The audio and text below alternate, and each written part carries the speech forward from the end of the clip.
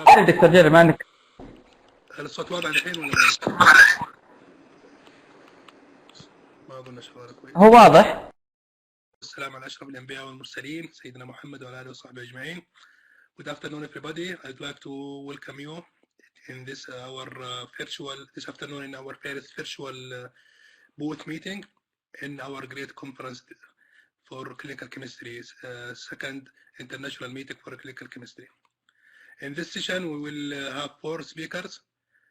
We will talk about COVID-19 tests and their companies' perspectives.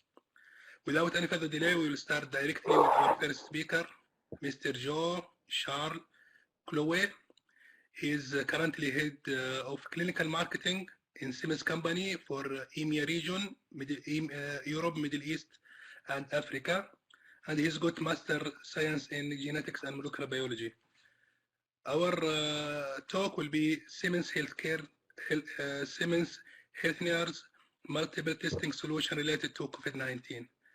Mr. Joe, the booth is yours now. Okay, thank you. Thank you for this nice introduction. Good afternoon, everyone. I guess you are going to share my slide. Yes, thank you. Good.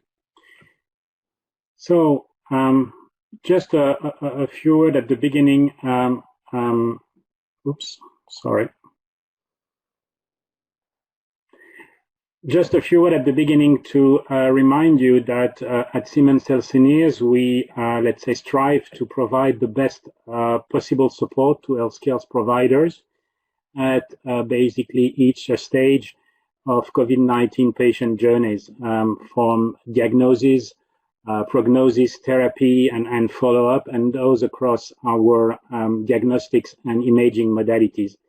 And today, of course, we will focus our presentation on laboratory products. So in this time of the COVID-19 pandemic, our company has developed and commercialized 2 SARS-CoV-2 tests to help detecting COVID-19 patients, 1 molecular and 1 PCR test and 1 rapid antigen point of care test. In addition, we have also developed a laboratory based test to detect the presence of SARS-CoV-2 antibodies in blood, 1 total test and 1 IgG test.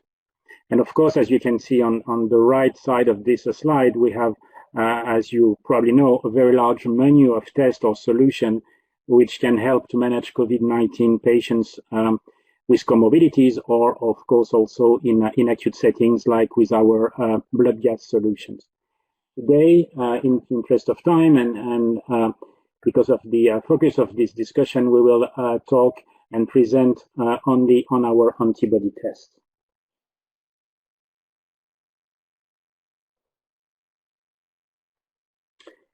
So I said on the previous slide, we have, when it comes to serology and antibody testing, we have 2 assays.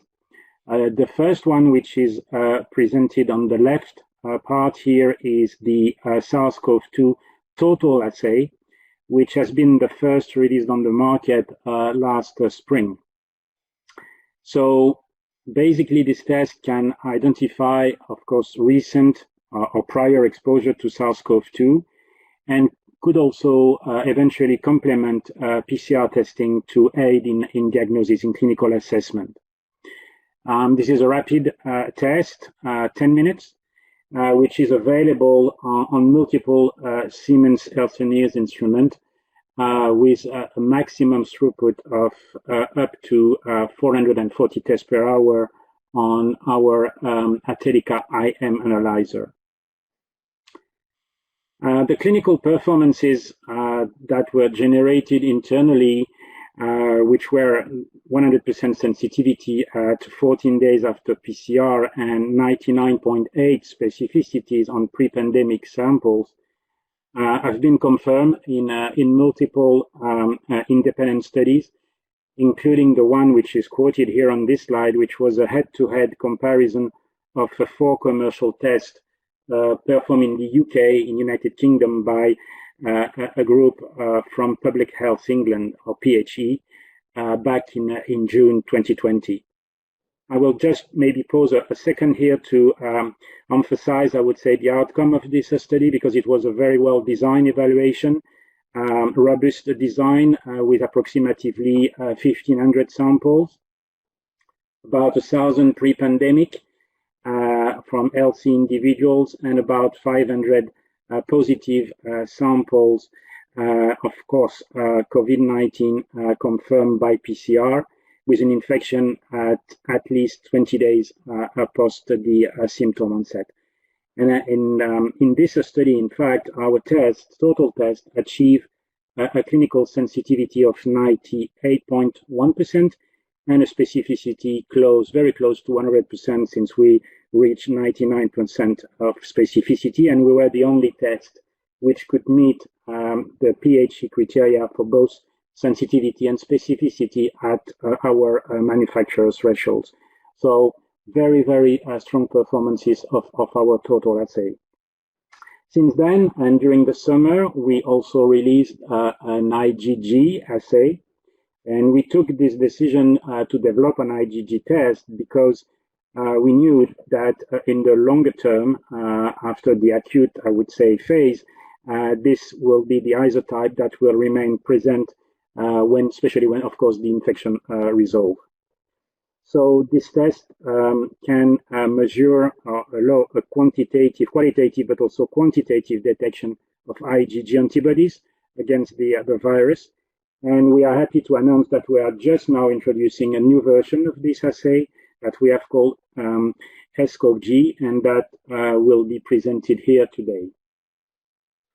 So since these 2 tests, as you can see in the middle of this slide, use the same target antigen that we call the S1-RBD, standing for the receptor binding domain of the S1 region of the virus spike protein, I would like to tell you a bit more words about this protein and why we selected this antigen to design our antibody tests. In fact, several reasons decided our R&D department to select this antigen, and my colleague Jim Freeman, who will be presenting right after me, is heading the team who developed these assays. So he will be definitely able to elaborate on this topic and to answer any questions that you might have on the selection of our antigen. So back to the spike protein, and at the slide that you can see on your screen right now, I'm sure that you're all familiar with this structural transmembrane glycoprotein, which is present at the surface of the virus. It looks like this, a small, I would say, golf tee on the left part of the slide. And you probably also know that this spike protein has 2 subunits, the S1 and the S2. In a few words, S1 mediates the recognition and the binding to the ACE2 receptor, whereas S2 subunit facilitates the viral fusion and entry of the viral genome into the host cells, where, of course, replication will occur. Important point is that the RBD region, the receptor binding domain, comprises the majority of the S1 region and is highly immunogenic. And it also contains both unique and conserved sequences compared to other coronaviruses. So therefore, by selecting this region, we were quite confident to get a great specificity for our tests. This slide is just show you how the spike protein binds to the human cells via the ACE2 receptor, which, as you know, is present on multiple organs, like the lungs and the heart, and again gives entry to the virus, to the host. My last slide here before I hand over to my colleague Jim Freeman is just to tell you that when we developed our first total antibody test, there were already numerous studies indicating that among all the binding antibodies to the virus, certain ones, and those ones to the spike protein that we call the neutralizing antibody could in fact disarm SARS-CoV-2, and presumably by interfering with the ability of the virus to bind and penetrate and infect the human cells, as you can see in this cartoon here. So it's true also that some antibodies to S1 outside the region of the RBD and S2 may also be neutralizing, but to our knowledge, similar data is limited or lacking for the anti-nucleocapsid protein, which is also an important protein of the virus.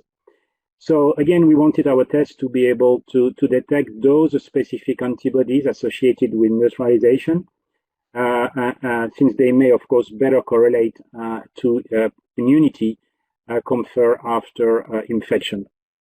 So reviewing all this data definitely confirmed that selecting S1-RBD or with S1-RBD, we have done the right, I would say, choice of target antigen for our antibody test.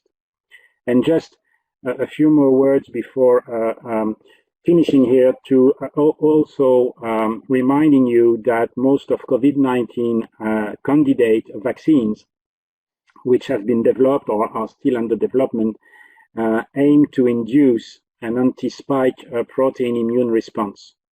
So again, we think that serology tests like our in particular new SCOV-G assay that you're going to learn more about now, which can detect quantitatively antibody against the S1-RBD, may be of great help to identify and evaluate the magnitude of individuals, I would say, immune responses to those vaccines.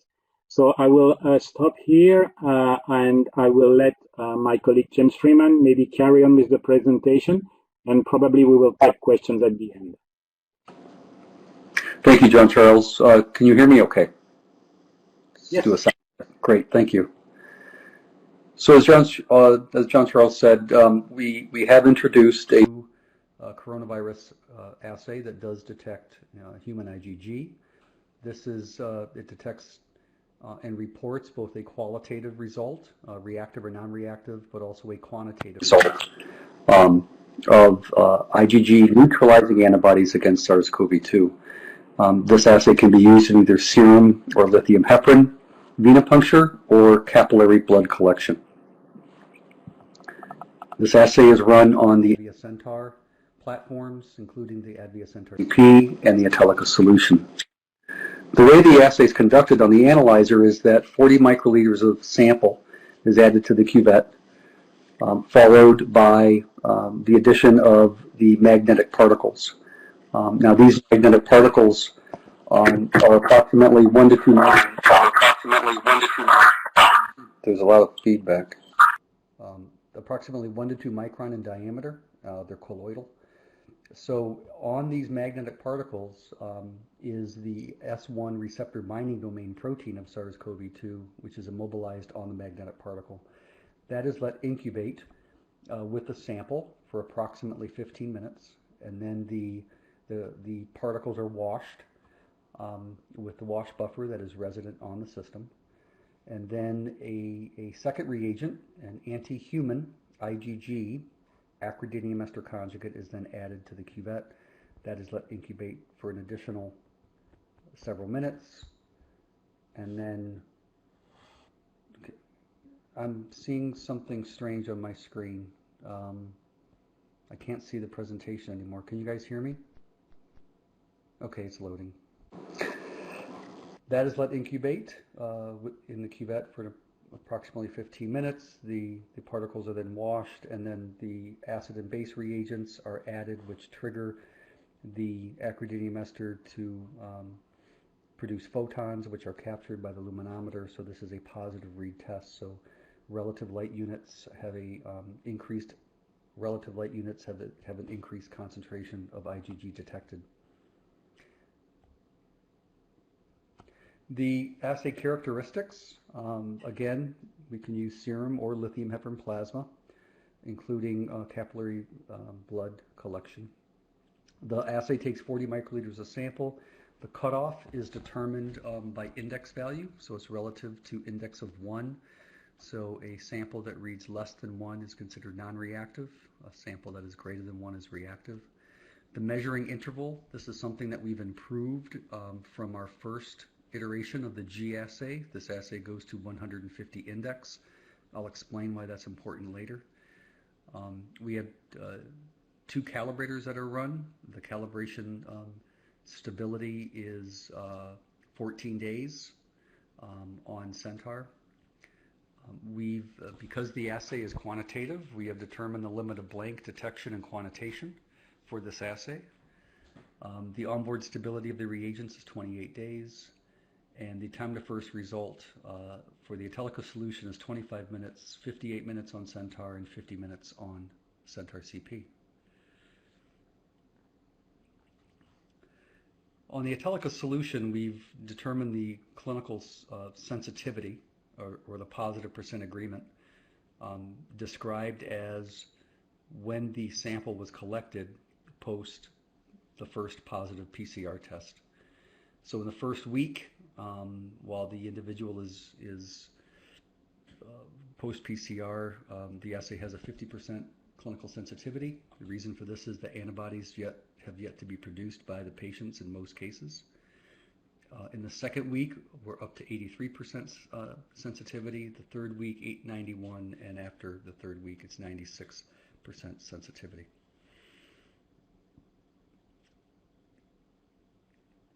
The specificity on the Intelica solution, we've tested more than 1,990 samples that were collected prior to June of 2019. And these samples, there were 2 false positive samples, which gives us an overall clinical specificity of 99.9%. This is considered best in class.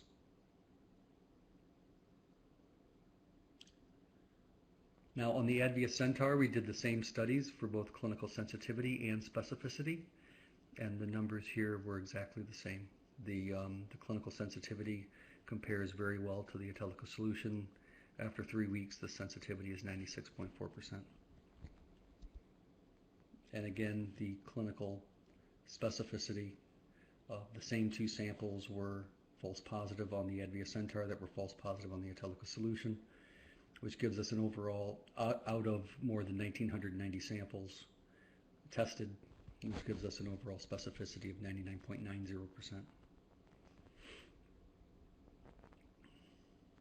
The precision of the assay is shown here. This was done over 20 days. It's a CLSI EP05 study. Samples were tested twice a day, 2 replicates per day, separated by at least 2 hours between the 2 runs. These data were collected over 20 days, so we have 80 replicates per sample. You can see the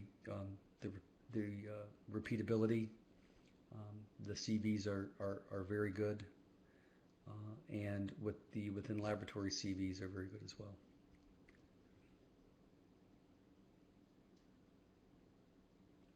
And again, on the ADVIA Centaur, the same precision study was conducted over 20 days, and the precision results are shown here.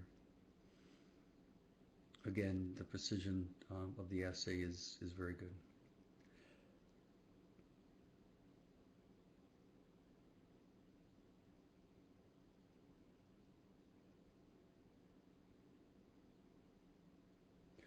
So, as John Charles was saying, we selected the receptor binding domain of SARS-CoV-2 as our only protein target of the virus to develop these serology assays with. And the reason for that is and we made this decision back in March, early March of this year.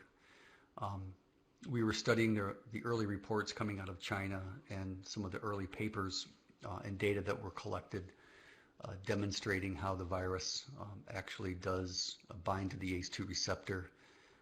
Once the genetic sequence of the virus was released by China, we were focused on the receptor binding domain because we knew that that the receptor binding domain made this virus unique in its ability to bind with very high affinity the ACE2 receptor, allowing entry into the cell and invading the cell, and then obviously self-replicating. Now, so the receptor binding domain was selected. Now we also know we knew, I think back in April, that most of the vaccine manufacturers were also identifying the receptor binding domain as their primary target for a vaccine, because we also knew back in the March-April timeframe that antibodies against the receptor binding domain of SARS-CoV-2, antibodies against that domain will neutralize the virus and stop its ability from binding to the ACE2 receptor and gaining entry into the cell. So, this decision that was made early on really was the correct one. And most of the vaccine companies, again, are using the spike protein, or specifically the receptor binding domain for the vaccines. Now, this is relatively new data that we've collected, so we wanted to demonstrate that the assay does detect neutralizing antibodies against the virus. So this is comparing a viral neutralization test. So this is a 50% neutralization result on the x-axis and the quantitative index value on the y-axis. And you can see that the correlation is very good with a Spearman coefficient of 0.81. We are also in the process of collecting data with PRNT, the plaque reduction neutralization test, which is the gold standard. We have several samples already collected, and this correlation is very good as well, and we'll be presenting that data in our IFU in the very near future. But this is the viral neutralization test. This data can be found in the instructions for use to demonstrate the claim that we are detecting neutralizing antibodies to the virus.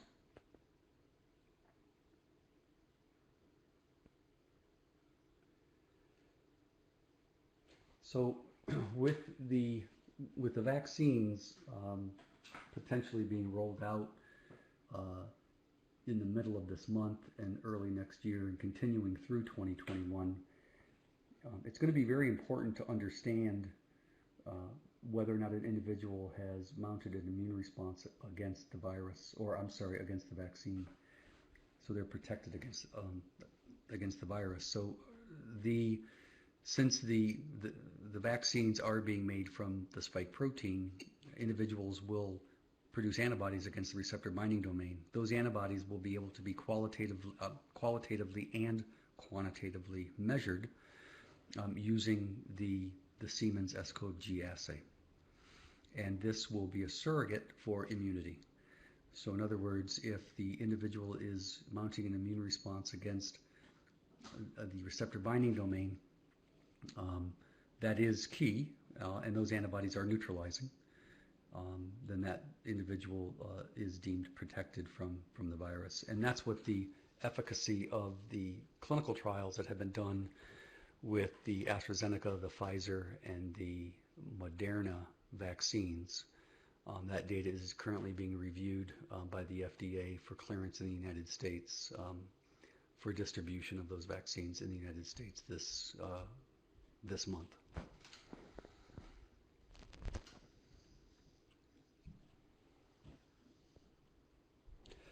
So, what is the value of a quantitative assay that can detect neutralizing antibodies? So we can understand in population testing.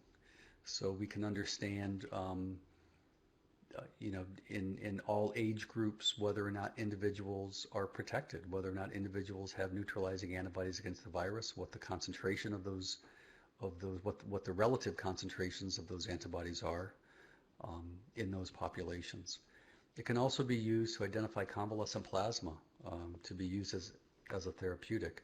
So for example, if I am testing convalescent plasma and the index value, for example, is 10 in one sample and 2 in another sample, I can be rest assured that the convalescent plasma from an index value of 10 will be more effective for that patient than with an index value of 2, because we're measuring higher concentrations of neutralizing antibodies in that particular convalescent sample. And what we just talked about with the vaccine response, being able to measure and determine the concentrations of neutralizing antibodies that are generated against the vaccine will be an important tool that clinicians will use to make sure that an individual mounted an immune response against the vaccine and is thus protected from infection. Thank you. Be happy to take any questions.